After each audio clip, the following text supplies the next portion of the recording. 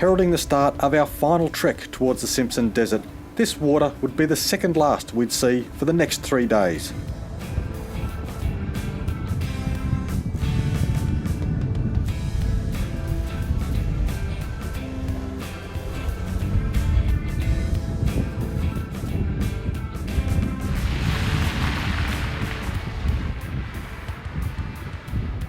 With everyone excited about reaching the red sands of the Simpson, spirits were high, and this muddy crossing was another top spot to take some happy snaps.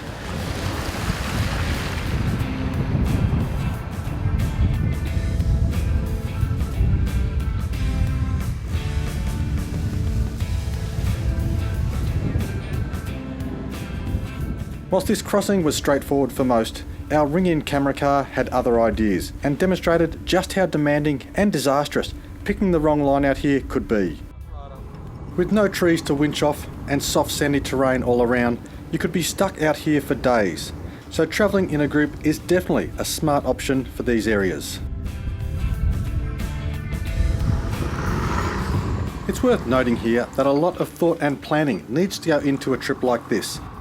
For the first few days, there have been no issues with supplies of food, fuel and accommodation. But from here on in, the next 3 days would see us totally self-reliant and driving across hundreds of dunes on a narrow single-lane track. So it was imperative that we had all fitted our sand flags and ensured that we had enough food, water and fuel for the 3-day crossing. With the 2 camera cars back on the road, a stretch of flat, dry and rocky trail led us eastward towards the desert, past the remaining drop of wild water, and finally onto the initial dusty sands of the Simpson Desert.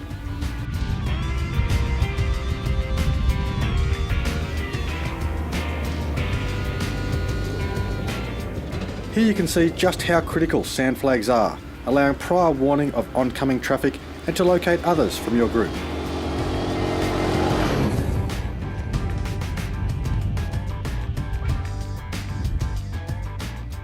Just like sand flags, a Desert Parks Pass is required to enter and travel through the Simpson Desert. These passes are provided by the Department of Water and Natural Resources, but are available from a variety of sources, including most of the towns surrounding the desert. Most though simply pre-order theirs online. The Desert Park Pass costs $150 but is valid for 12 months and provides unlimited entry to numerous parks within the region.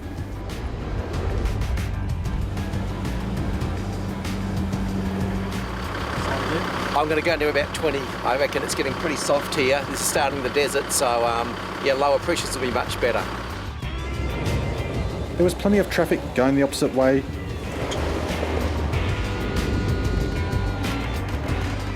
and no shortage of wildlife watching over us.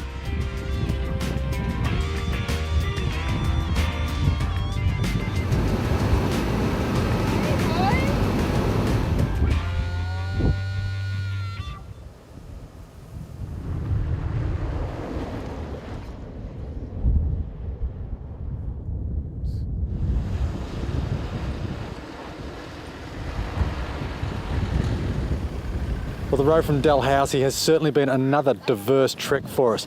We've come across some amazing valleys into some wild open plains, and here we are now finally tasting the Simpson Desert. We're starting to cross some of the 800 plus sand dunes. We're only about 20 minutes into the sand dunes now, and we've come across Perny Bore, and what a fantastic place to stop for a rest. And just have a look at the greenery here. It is absolutely amazing. Now with greenery comes wildlife, and with that wildlife on the ground comes a whole range of stilts, kites and falcons, and of course the amazing wedge-tailed eagles, and we've certainly seen plenty of those on the way. Now the aim is to camp about 30 dunes into the Simpson tonight, so we've got to get back on the road, start crossing some more dunes. Let's get into it.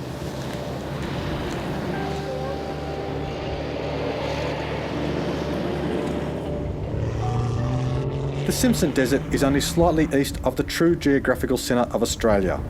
Spanning more than 176,000 square kilometres, the amazing landscape is the world's largest sand dune desert.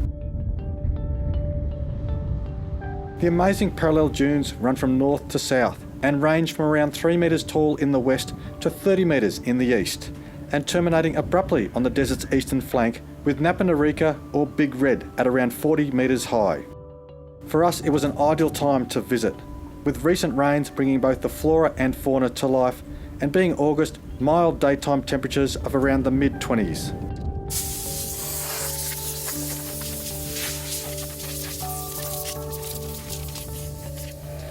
The next 3 days, camping within this beautiful landscape would form memories for a lifetime.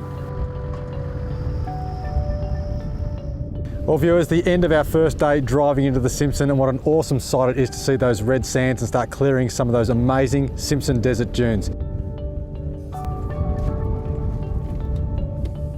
Now we've pulled up at a fantastic campsite here. We've got dunes either side of us and a nice flat area to set up our campsite.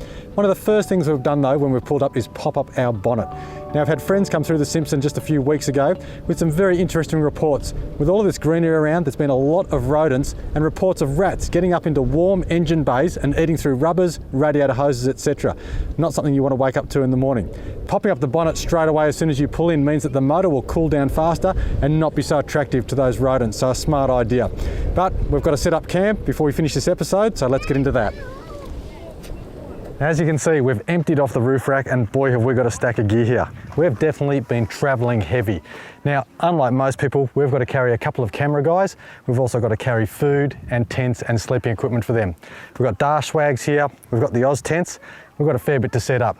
So while Simon Christie will sign off from this episode of Your 4x4, let's see how quickly our boys can get these Oz tents up. We'll see you next week when we continue our Simpson trip. We'll cross over onto the French line.